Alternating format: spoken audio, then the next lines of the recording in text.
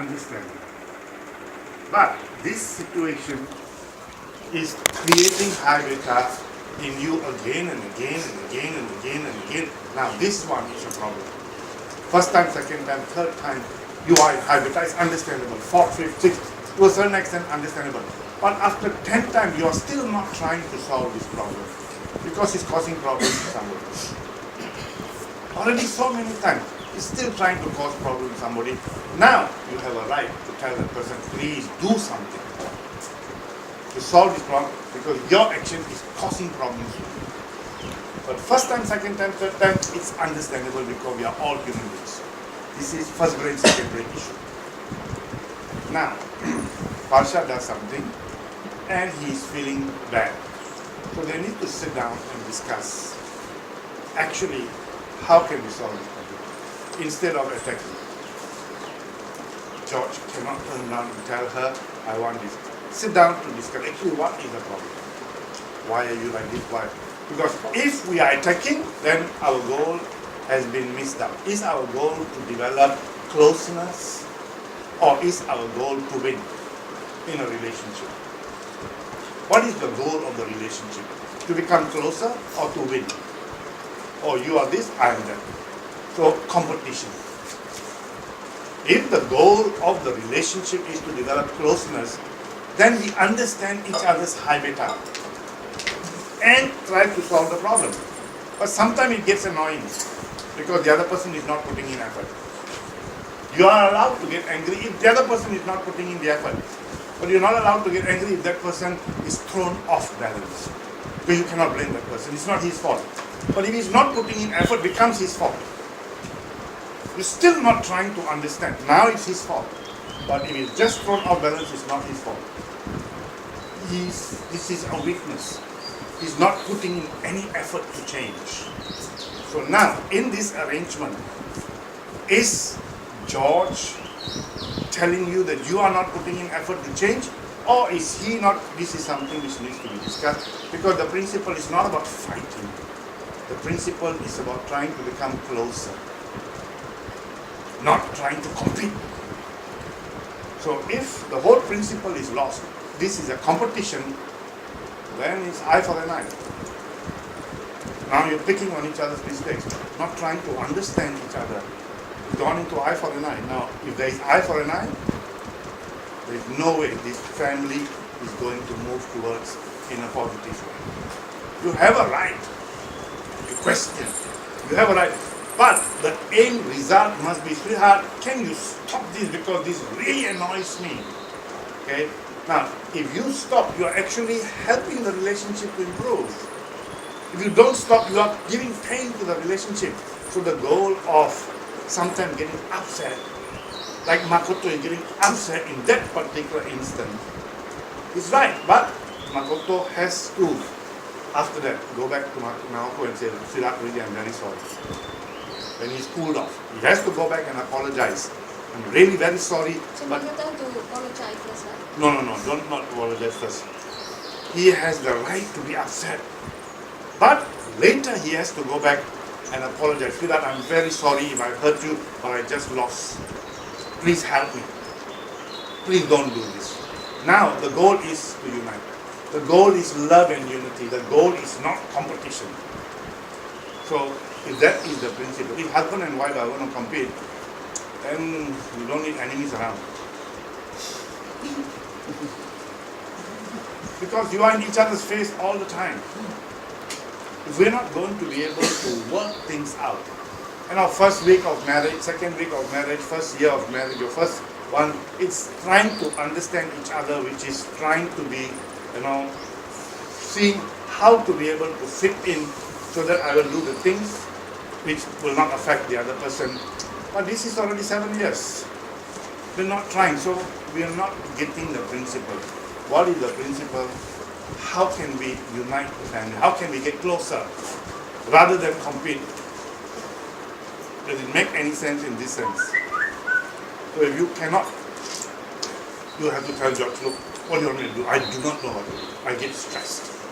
So come, let me help you. So he's helped you. So, oh no, this is my problem. Which part of your backside is paining if I get stressed? Now you are not being considerate. because he's being affected by your behavior. You have to become considerate because you are a team. You are not two separate people. You have to sit down and solve the problem, not basically, no, that's your problem, it's my problem. Now, what family are we? We have to work things out. We have to be considerate for each other's feelings. We are allowed to be human beings who get thrown off balance, but the ultimate goal after that is to be able to move. You really cannot solve the problem. Then we have to go to a central party to be able to solve this. Does it make any sense? In a relationship, both must agree that we will live by justice, fairness, science. We cannot live by our styles, our behavior, because we are not individuals. We must come to agreement that we will submit to what is fair, what is right. If I made a mistake, I will say sorry. If you make a mistake, you will say sorry. Now, if this is a weakness, then you have to accept that you are the one who needs to improve. There must be this thing. You do what you want to do, I want to do what I want to do, then what is the talk of, family, unity? How are you going to show your children? But we are weak. If we don't take these kind of decisions, then the relationship is not going to become outstanding. From that outstanding relationship, there's so much of power which will come to you. You want to deprive yourself of this power? That's fine. You want to deprive your family of this power? That's fine. Spirituality is trying to tell us that we were all meant to live great lives, but these 9 veils are preventing us, and we don't realize. These 9 veils are there. It's nobody's fault. This is human beings will naturally fail. But hello, if you wake up, sit down and think, they are not so difficult to break, but there's a little bit of effort needed to break it. Anybody can become whatever they want to become. Anybody.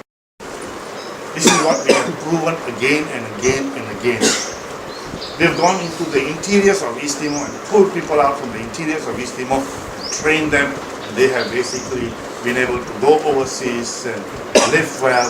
There have been shy people who couldn't, speak English and so frightened. We have turned them, and today they are all having good jobs. Why? Because somebody stood next to them and helped them to develop and break free from these veils. It's all about breaking free from these veils.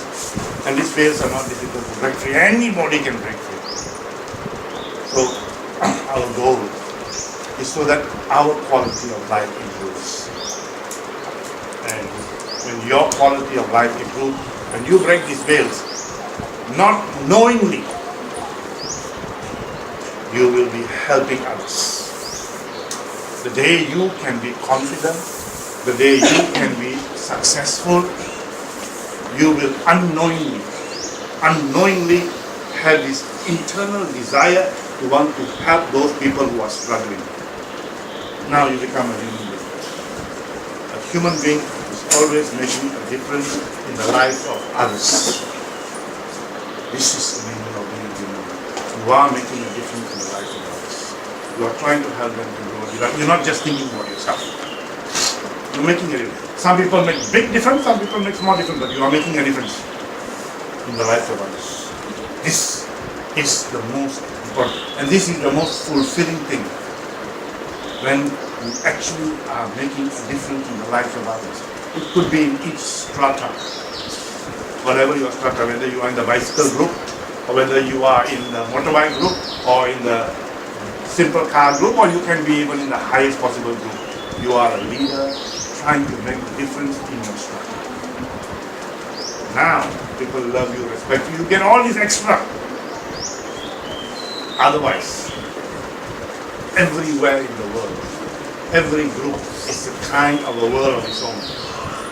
It doesn't mean that you only can make a difference in the world only when you become a great leader. No. That you are somebody who is affecting change on an international level. No. You can be affecting change in your classroom. You can be affecting in your village, in your town, wherever you are. But you are affecting change. You are bringing about a difference in the lives of your environment. you're bringing about a difference, not being somebody who is being influenced by others because you are weak. You are beginning to influence others. And that's what volunteership is all about, going and making a difference in the lives of others. And there are 1,000 benefits which come from that. That's a different topic. Does it make any sense? Anything along those lines, questions? Where is Brian? He's not feeling so well. Okay. May wants to ask. Yes. Well,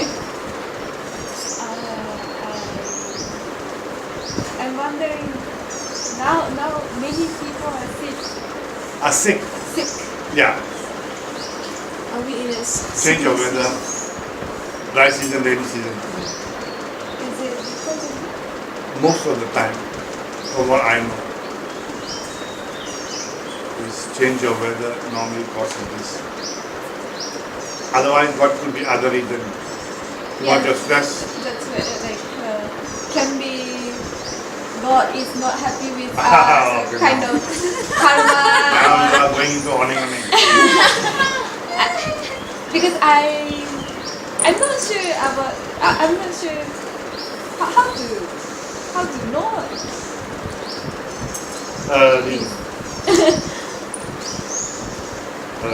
And also maybe we can learn from this, or maybe we don't have to think about this just because of weather. So that's we have to take care of our body, or yeah. We need to be a little bit more careful. You're perfectly right. When somebody is falling sick, that means in the air, there may be a little bit more not so positive energy. We have to be more careful, right? If something goes wrong, for example, yeah, we can be more careful. We must remember this particular principle. Whatever has happened, has happened. And there is nothing you can do with whatever has happened. But the future is in front of you. Now we learn from the past, not become weakened from the past. Oh, I broke the law. Oh, I cheated. Oh, I did this nonsense. Oh, I did it. We must not be weakened from the past. We must be strengthened by past. I broke the law. And for that, I have these consequences. This time I don't want to break it anymore. This time I'll be careful. Then the past is empowering. Otherwise, the past is weakening. Oh, I'm getting punished. I'm going through karma formation because I did all of this. Now this weakens you. We learn from our lessons not to be weakened. We learn from our lessons to be strengthened. So we look at whatever has happened in the past. You know, I have been very, very bad to Chile and I have really hurt her and all that. Now I'm not going to sit down and basically start, going into massive self-talk. Siddharth, I'm really very sorry. I didn't realize I made a mistake. I will make it up to you. From now on, I will do my best to be able to make it up to you. Now this one becomes a positive. Crying, worrying, self-talk. Is it going to produce any development in our life? No. Is it going to make changes? No. It's still going to be weak. The past has to strengthen you. All the mistakes you have made, all the nonsense you have made, all the really nonsense you have created in your life must never weaken you. Must always empower you. Okay, because of this now I'm uneducated. Tom, Dick and Harry, because I didn't study. Okay, my father told me to study and I didn't study. My father told me to eat and I didn't eat. So this is the consequences I'm facing. Very good. I will not let this happen to me. Not let these consequences give me no more power to move. You can self-talk. Okay, I failed, fine. Now, wake up. I failed. I didn't study. Because of that, I got this problem and that problem, and I didn't take care of my because so my past must never weaken me. Past must be something which helps me to move forward. It gives me the stepping stone to move forward. And empower me so that now I know I will not make these mistakes again. I didn't know. I didn't realize at that time, maybe I was arrogant, maybe I was stubborn, maybe I was, ignorant, I didn't know, I didn't realize, so I made these mistakes. So now that I know, I will now change. So then you have the power to move forward. Otherwise, you have no power to move forward. Otherwise, when you go into your past and you see all the mistakes you make, you start to feel down, you feel depressed, you feel sad, you feel broken, you feel bullshit. The future will be the same. Can you change your past? No. This will happen, finish, go. I will learn from this, I will be stronger from this. I already paid the price of the suffering. I went through all this pain all this time. Today, I learned. I already paid. I already lost. I could have achieved so much. It's gone. Okay, now I'm going to pull myself together and move forward. Then your path will never haunt you. I'm not saying that we should basically be happy with our mistakes. I'm not saying. But we need to move forward. We were ignorant.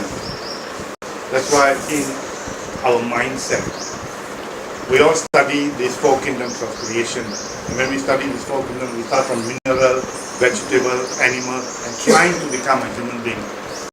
We were born ignorant. We were born with the first brain instinct. We are trying to develop the second brain. And even though our second brain is open, we are trying to be able to use our second brain to reprogram our first brain. So we are struggling to improve. We are struggling to get better. Our life is from animal, we are becoming human being. But when you start to punish yourself, when you start to look upon yourself, I'm bullshit, I'm stupid, I'm rubbish, I made this mistake, I'm a bad person, that means you're thinking you're supposed to be perfect, making mistakes. You are trying to be like full human being, falling to half human being. Oh, you were animal becoming half human being. You were from ignorance, from arrogance, from obliviousness, trying to go higher, not from higher falling down. So if you're from higher falling down, if this is your mentality, I'm a bad person. Because you're thinking you're not supposed to do this. This is not true. You don't have the training, you don't have the guidance, you don't have anything. What is the truth? Are you from down going up, or are you from up coming down, falling down? What is the reality for all human beings? Were we prophets? When you look at the story of Buddha, when he was born, he's walking on lotus, right? They're intelligent, they're dynamic. They seem to have all the great, virtues in them from the time they were born. They were prophets. Prophets, if they start to do nonsense, they are from up falling down. We were all human beings. Started when Jesus Christ was born, 3 wise people came to look for him. When I was born, 7 mosquitoes came looking for me. Yeah. I had mosquitoes coming and flies coming at me. We were not some prophet, we were normal human. We start from ignorance. So this mindset needs to change. Okay, something went wrong. What can I learn? This problem happened. What can I learn? It's already happened. Going into remorse, crying, said it's not going to solve any problem. Because you're not being realistic, you're not being scientific. Make any sense?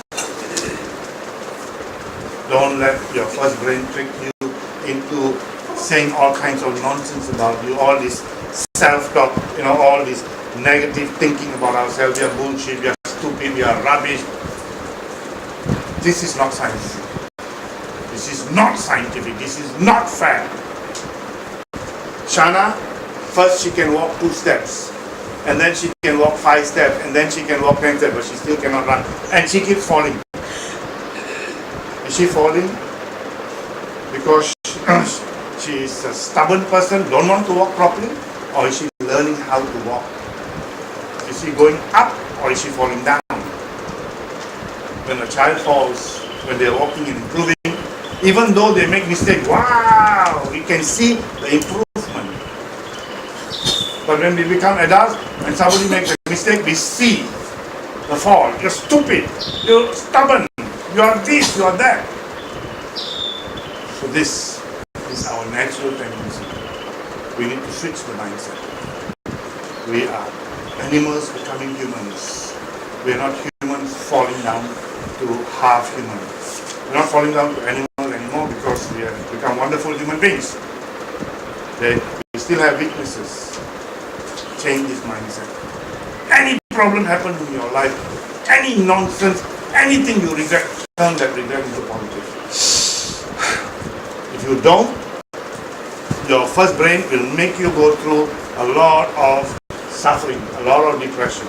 Your first brain will talk a lot of nonsense to you. You have to be very careful about this. You don't take control of your mind, you are gone. Anybody wants to add a comment on this? Any suggestion? Make sense? Don't make sense? Do we naturally start to feel bad when we make mistakes? Is that right? Today, we can develop the ability not to judge ourselves. From that day, it will become easier not to judge others. If we can correct that in us, we will be able to understand. Actually, I didn't know. This is my mistake. This is not my mistake. This was my ignorance. But I will try now that I know I will change. If we can start giving that to ourselves, when our friends make mistakes, they also didn't know. They also improved. Now we will be able to give that back to them. Then we will be more understanding of others. And yeah, this is reality. Even when I make all these mistakes, I also didn't know. We're very good at justifying for ourselves, we're not good at justifying for others. When we come late for the meeting, yeah, it's fine. When other people come late, we complain. So when we try to understand this and pump it into us more, the reality is we are all human beings who have the ability and potential to make it big. To make it big. And according to Buddhism, you will make it big. Maybe after 1 life, 10 lives, 100 lives, maybe 1,000 lives, but you will ultimately one day become full. That's the whole philosophy of Buddhism. How long will it take you? But you will reach that.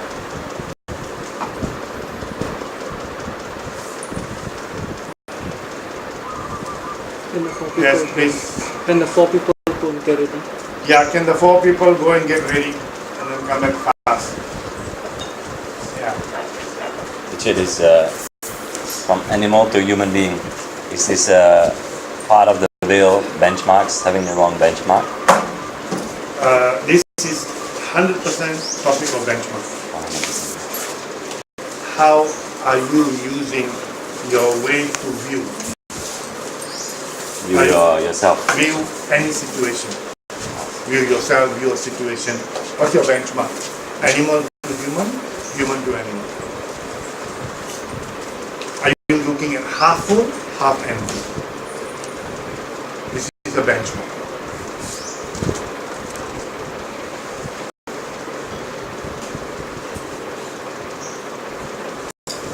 Yeah.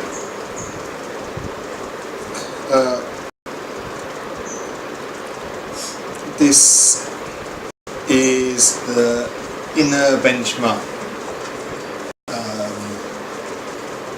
to have the right view of our own development. But when we're in a relationship, there's another skill or something that you need. Because you can pump yourself individually. When you're in a relationship, partner or family, very close relationship, friendship, best friend, groups of friends like that. And even as you pump yourself to feel strong, but when you go into the situation and either you perceive it or you imagine it, or they're actually sending message to you, which is sort of, it's a pain, it's some form of pain, either their comment or their aura or their word, or they ignore you, exclude you, or these things. It's like the bullet. They shoot the bullet, and maybe even they didn't do it, but because we're anticipating it or we're feeling vulnerable. I imagine like when a boy and a girl just fall in love. There's no the rational thinking is very shaky. So they get this like insecurity thing, like, why you didn't look at me today? Oh, I was with my friend. You didn't look at me. I thought you don't like me anymore. Like the mind just like racing away. Like feel like this relationship need with our esteem built in there and our feelings built in there.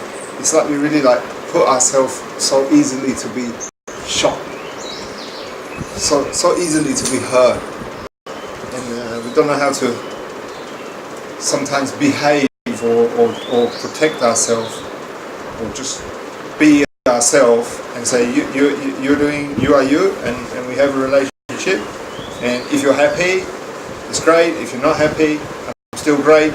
I'm going to be great whatever happens. Like it's hard to maintain it. So when we see our relationship like not look great, we also sort of feel like we also should not be feeling great. You're stressed. Oh, I should also be stressed. Or you're not happy about this, so I'm also not happy about this.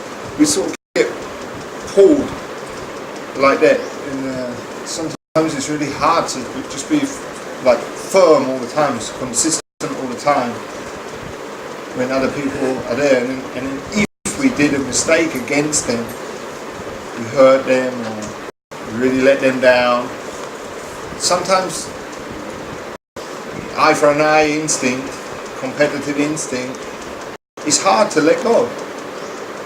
So we have made mistakes with people, and there are grudges, there are feelings of revenge, there are like friends back home or family members, brothers and sisters that we crossed them, they still didn't forgive us 10 years later, 15, 20 years later, still like don't like us, and we're trying to make ourselves happy and all of that, but when we see them, when the effect is there, it's still hard to sort of be really firm and be really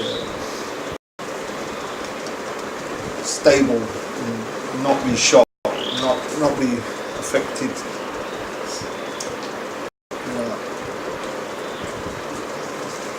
This is called manager syndrome.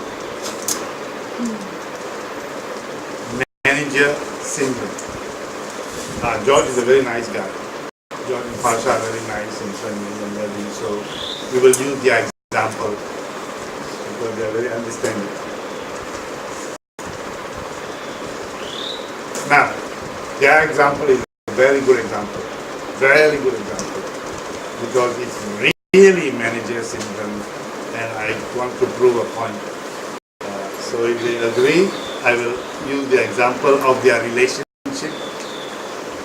only in relation to how they are close to each other. When Farsha and George were in Malaysia during the Peneraju days, oh my God, Best days of my life. everything they would fight. Didn't have a relationship yet, right? Relationship? What relationship? Their relationship was to kill each other. War, clear war. You put them together in a place, they will fight. Just for the background, they were please, not you a give a couple. background. No. I just want to say they were not a couple yet. As boyfriend, Not girlfriend. start their love. Yeah, that's all I wanted to say for Okay. everyone. Yeah. Their first encounter. There was a very old story called Love Story or something. Very old movie. The two people in the beginning, they used to fight each other, and then they fell in love. Okay. So anyway, and then suddenly they come to me. I want to marry Farsha. Huh? I love Asha. Hey, what's happening? She's the best person in the world for me. Oh my God. This is what we Everybody was shocked. shocked. Shocked is a small word.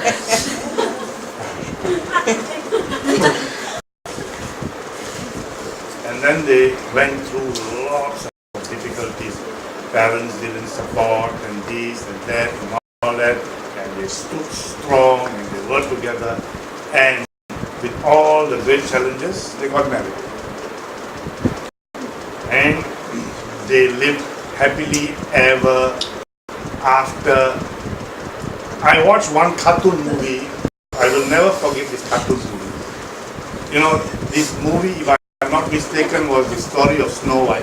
This was really Snow White cartoon, or whether it's Cinderella cartoon. Cinderella cartoon I watched. You all should look for the movie. And that movie sometimes tells me that this is reality. You know, they love each other, and then they get married, and then they dance and all that. And then one child, two child, three child. And the argument and the fight in the cartoon. So the same with Harsha and George. After getting married, okay, after this initial honeymoon, they start to have these misunderstandings and speaking a little bit about each other. Some old of the earlier kind of attack comes back. But not so much, a little bit. So I use the example. Why? When they were in the beginning having these fights, what was happening in their mind? Was competition. My way, your way.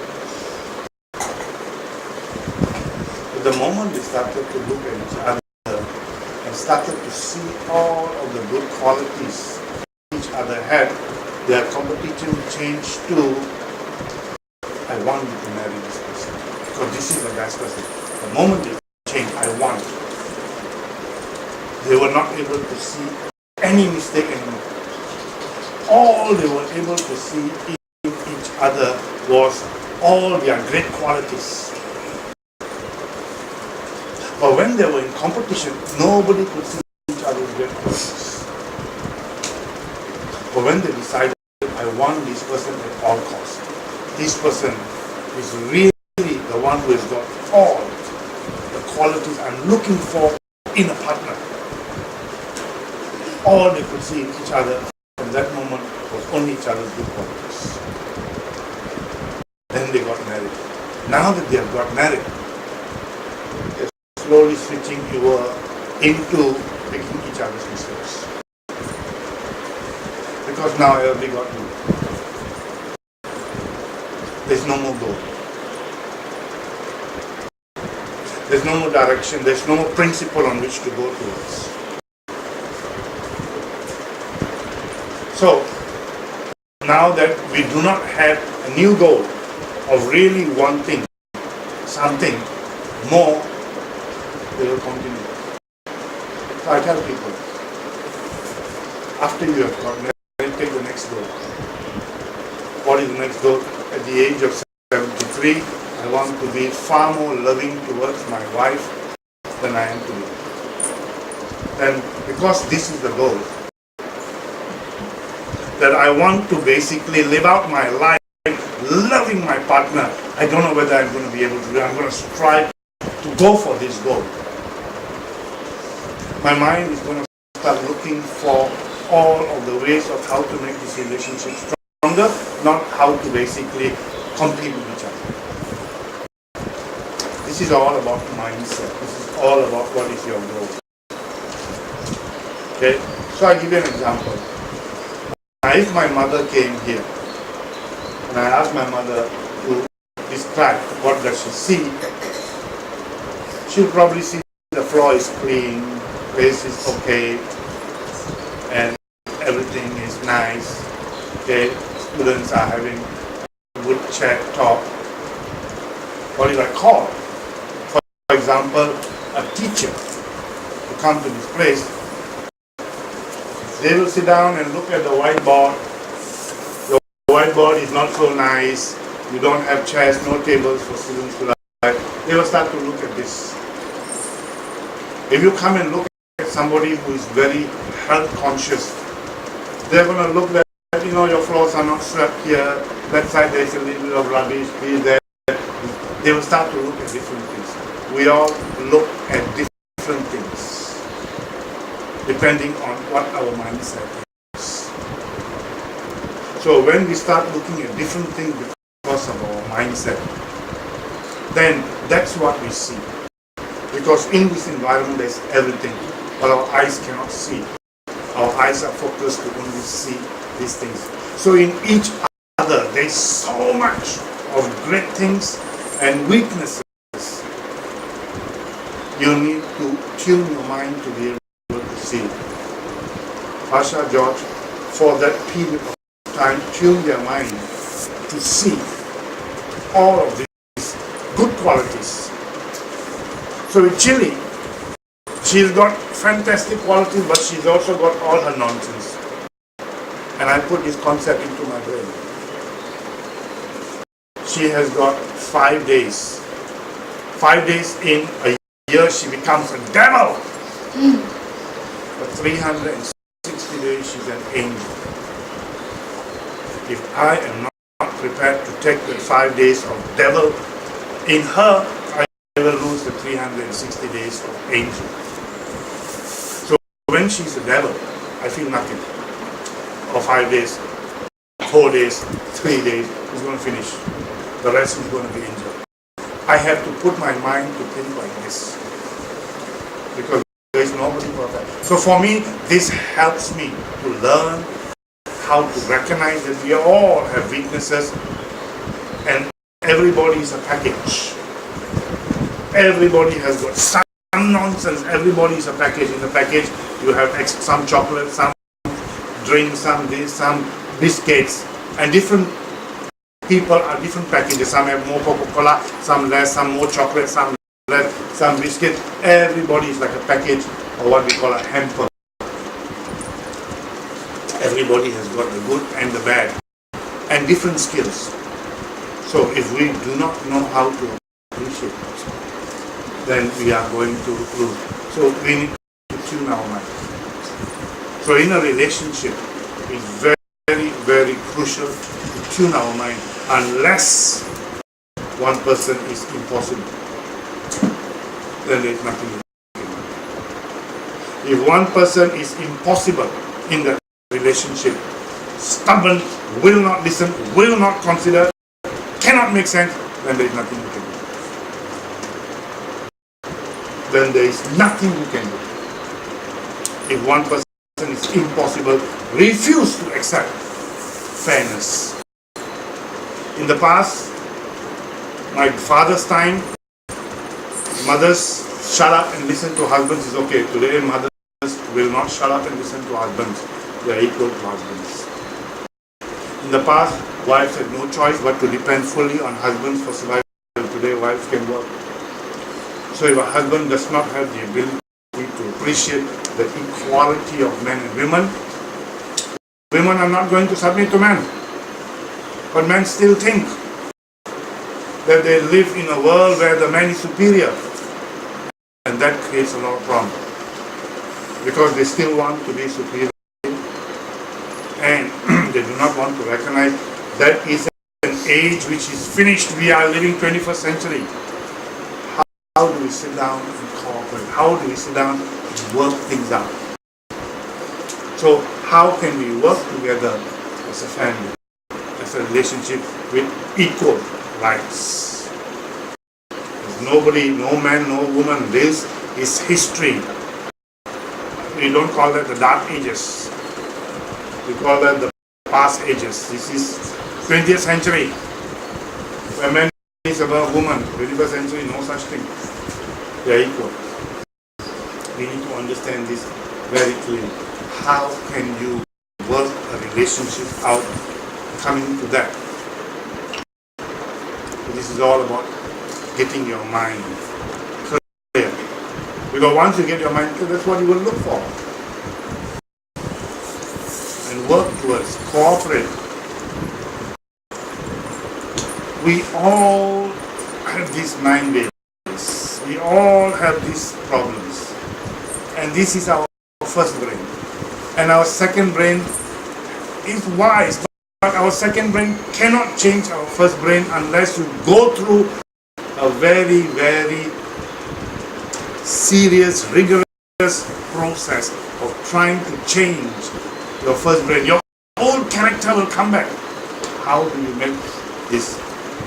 So we really need to be clear and help each other. That's what a relationship is all about. We all are struggling to change. We expect each other to be perfect. That is all. To come to be realistic, I will say this, you don't want to be divorced. You don't want to be divorced. You don't want to live a life where you have to be alone, no family, no partnership, no children. You don't want this situation if you can have it. You really don't want it. If no choice, then you will sit down and find great friendships.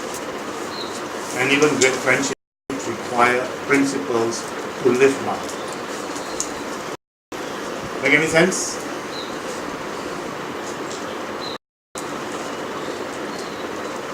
Our ultimate goal is how to break free from our lower nature to live a great life. That's all. The more we break free from our lower nature, the better our life is, the greater our life is. We put in the extra effort, the better our relationship is going to be. Because yes, we are logical. Yes, we are oblivious. Yes, we have this mandate problem.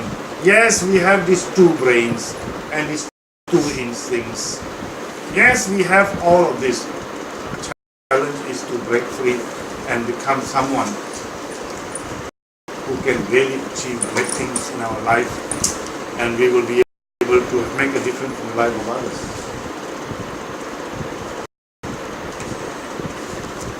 Any thoughts, comments, add anybody? Can I add? Please. Yeah, it's connected to the relationship. From yesterday's topic, one thing was running inside my mind. Actually, it's connected to the water thing, but I realized that it's true that I put the kids' happiness above Makoto's happiness. I myself will not drink the water, but for the kids, I will do that. I will do a lot of things, and indeed, in small details, I would like prepare the food, make sure the food, but sometimes I do forget about Makoto, and these things when I reflect it. So it comes to a principle. And then very interestingly, this article, I think the article was there, but I was reading the thing and then just caught my eyes because I think this was running inside my mind. And it was a survey of how the woman's happiness it was in a graph of the work.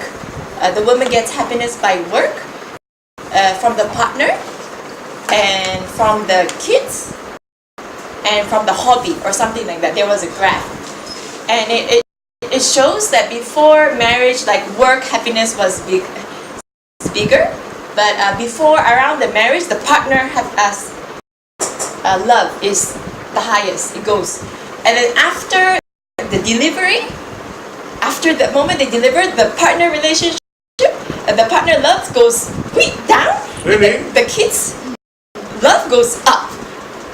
So that was the chart, and the line goes. The kids' love will a little bit fade down, and from the article was saying the importance of how important the father's support is around this delivery time. And it was a survey that the more the father supported around the time the mother was really in need, the first and second month, the love goes higher and higher again. And then the one that didn't take care just remain and also becomes like 50 years old, 60 years old, divorce, this kind of thing. So it was just I don't know, I didn't I didn't look into how maybe it was Japanese or international, I do not know, but it was the information, and I thought that it's so maybe natural or the instinct to just to have that, but I felt, oh, this is instinct also because it's my responsibility or this and that, and I forgot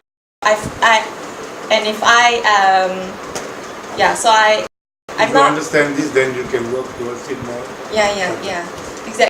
And then also, actually, the kid is the time they are depending on me fully is the first 5 years. After that, they will go to schools and they will become independent. Of course, we will support, but the partner will be with me all the time. Makoto will be with me until I die, and The children will leave you and go and yeah. But if I continue, this is instinct. But if I do not prioritize this natural thing, then it will,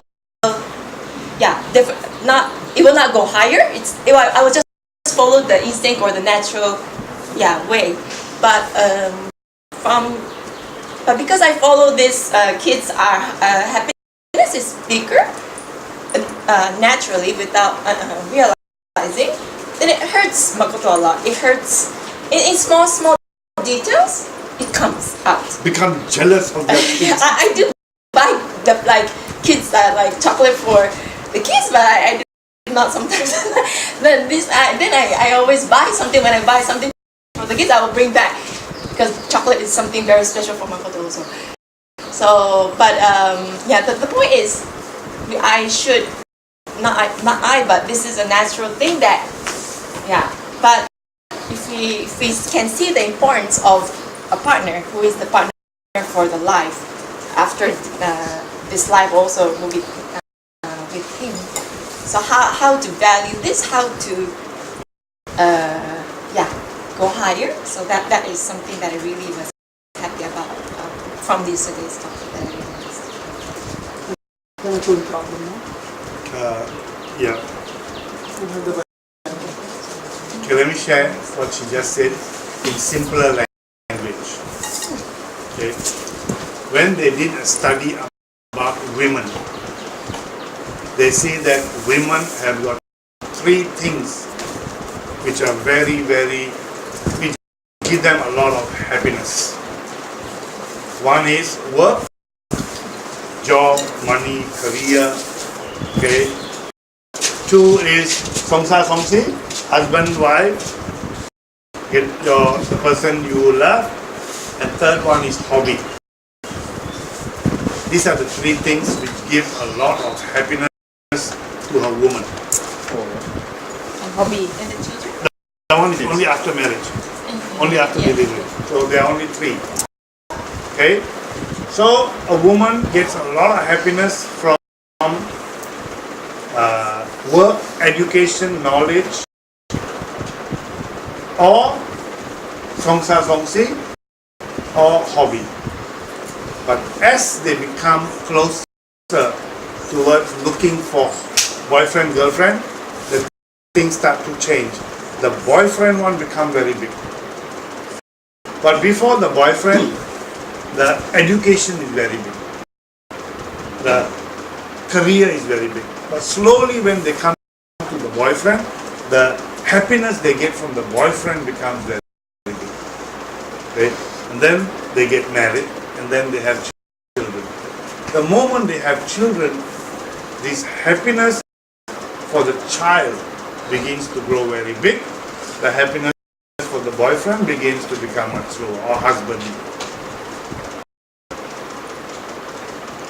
So the children one become very big, and the husband one become very strong. The husband one become weaker. But they found out that if during the time of pregnancy and delivery, if the husband is very close to the wife and support the wife, then this love for the husband cannot be reduced a lot. It will be reduced because now I'm also with children, but the love for the husband, the relationship with the husband also is still quite strong. Is that right? Yep. but it was like I can chew the chop, but it was really like meow, get meow. Yeah. Yeah. Suddenly, the one for the husband down and the child becomes very up. But what she's trying to say is if the husband stands next to the wife, then this relationship between the love of the wife and husband, this is natural, this is not planned. Automatically the brain, the body takes over. The love for this husband will still be strong. Although there is a lot of love for the children.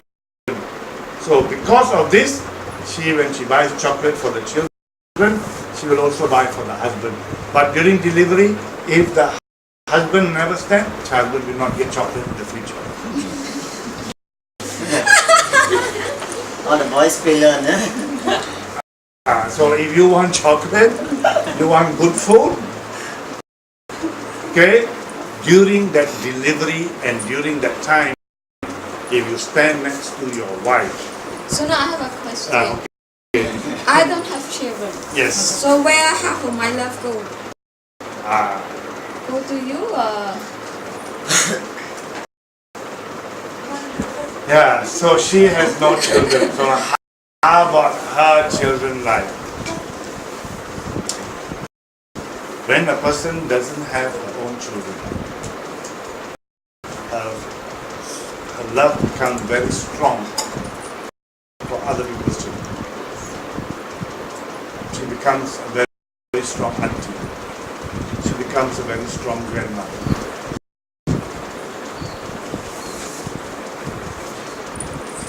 She becomes somebody who is trying to share as much as possible with other children if she doesn't have her own children.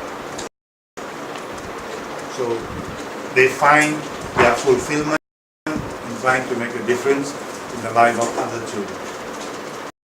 So that this is that naturally Yes, naturally. for women to do that? Yes, it is. I feel that if a person don't have children, she develop fairness in terms of love more than parents. Because I definitely have love toward my children more than the other, because I feel that is my responsibility. Yeah. So sometimes it is not a balance of love.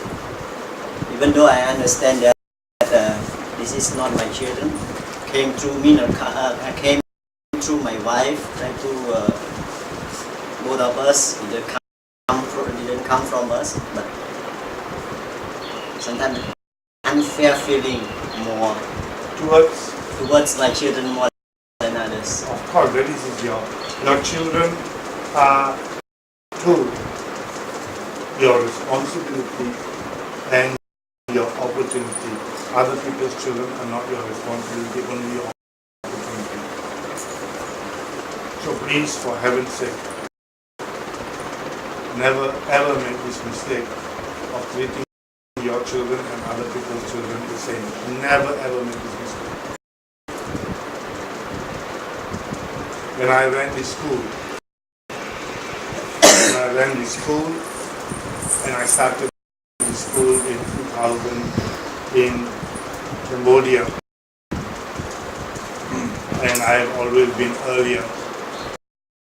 I will give 1 plate of rice to my students, or I will give 2 plates of rice to my children. I will give 1 cake to my children, to others, but I will give 2 cakes to my children. My children will always get double whatever other children get. And I tell them, to my children, I am a teacher. To you, I am a teacher. But to my children, I am a father.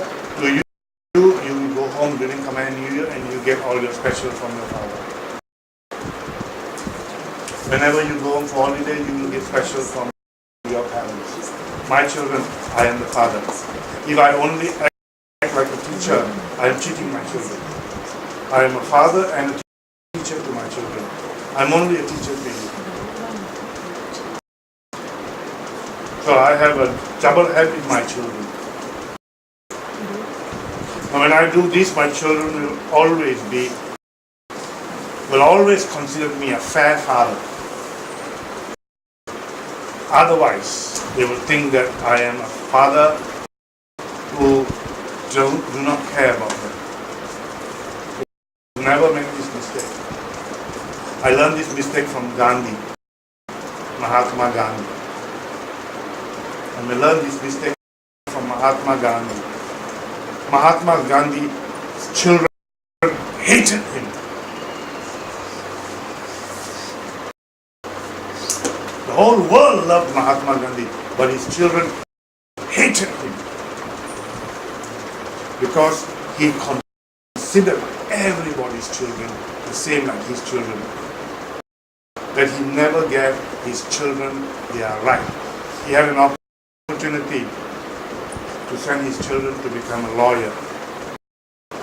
But his child came, and there was another child who had a little bit better opportunity, better maybe grades. He sent that child, not his child. He forgot that he was a father responsible. Taking care of the whole world was one great opportunity. His children were his responsibility. He forgot his responsibility towards his children. I saw this, and to me Gandhi is a great human being. He's a fantastic human being. He's a wonderful human being. He is someone who will be in history and all that. But he made this mistake. Now, I don't blame him. He didn't realize. But his children suffered. He didn't realize. I thank Gandhi, he made this mistake. When I say because he made this mistake today, I can see I better be careful that I don't make the same mistake. I can learn from him. So please, don't. I will tell you this story and I'll tell you another story about children. Please be careful. This other story about children is this. Today, Dinu is, for example, the main person, something like the superior in this organization. Now Shana and Rona, they are now 8 years old, 9 years old. Okay? And it is Rona's birthday.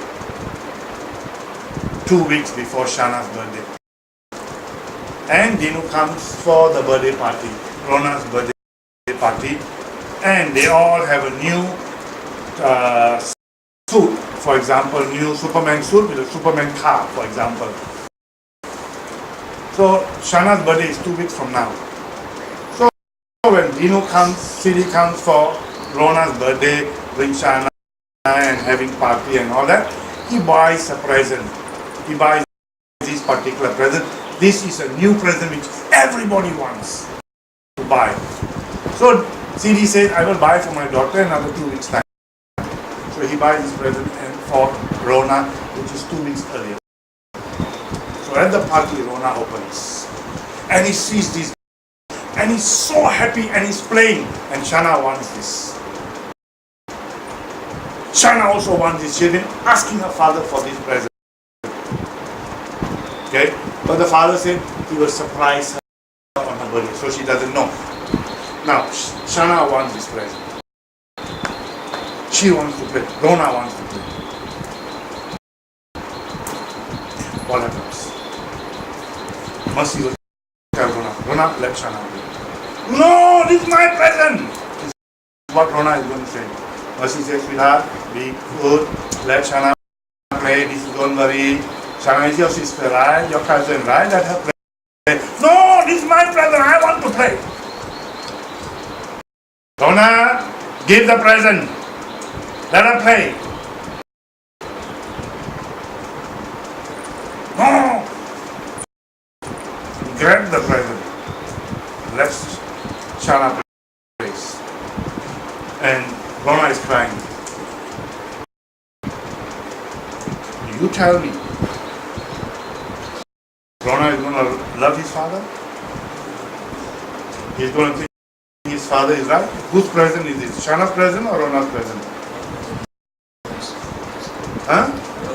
Rona's present. Not even the father's present. How can you take this present and give to Shana? Just because she is your boss's daughter?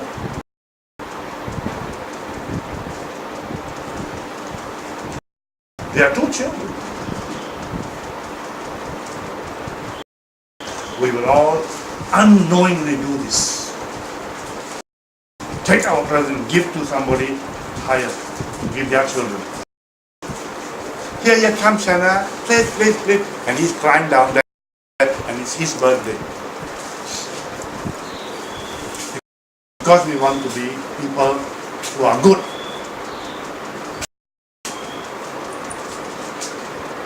Never make this mistake.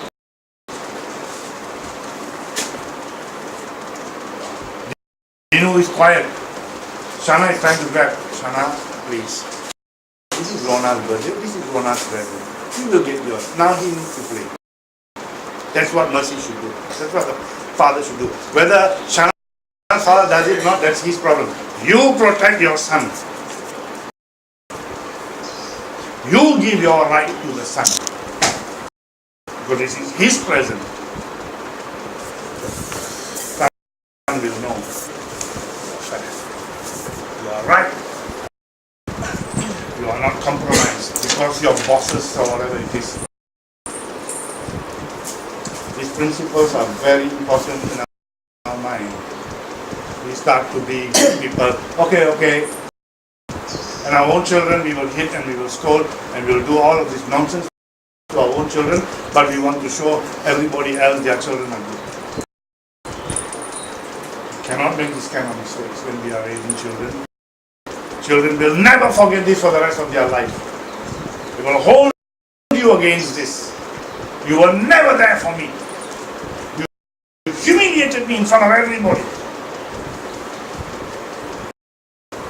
This stigma will stick with them for the rest of their life.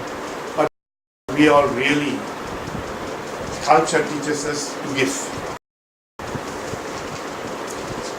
Culture will tell us, your grandfather, Rona, give Rona. That's what we will tell our children. Because we do not know what's happening in their brains.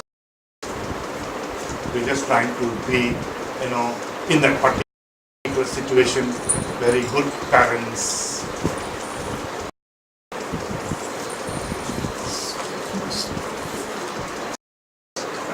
So we need to be careful. We need to be careful about this. The children are basically looking at you to find out the kind of a person you are. So the same with Gandhi. His children hated him. There are movies made about Gandhi's children hating Gandhi. Those people who want to show that Gandhi also had weaknesses. I really think Gandhi is a superhuman being. I really think that this one is something which he never realized. If he had realized, he would have never done it. I am not going to blame Gandhi. I just put in that he was not aware. But I am aware. So I sympathize with Gandhi for being such a great human being. Unfortunately, his children, whatever it is. But whatever greatness he has done, will still be remembered. We're not going to suddenly say Gandhi is bullshit because this is what he did to his students, to his children. We need to learn from the past, from history, so that we are clear. So this children concept, we need to become very, very clear. Don't ever do this. Children,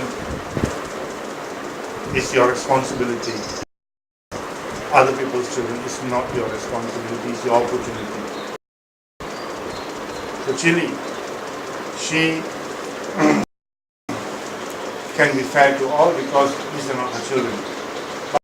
But she will be more to her grandchildren than other people's children. There will always be extra. She has got some responsibility towards grandchildren, her grandchildren. Your children are also her grandchildren. but these are different. This is not wrong. This is right.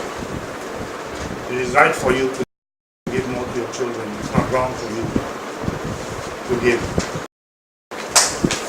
Because your children are your responsibility besides your love. Others are your opportunity, your privilege. Any comments on this?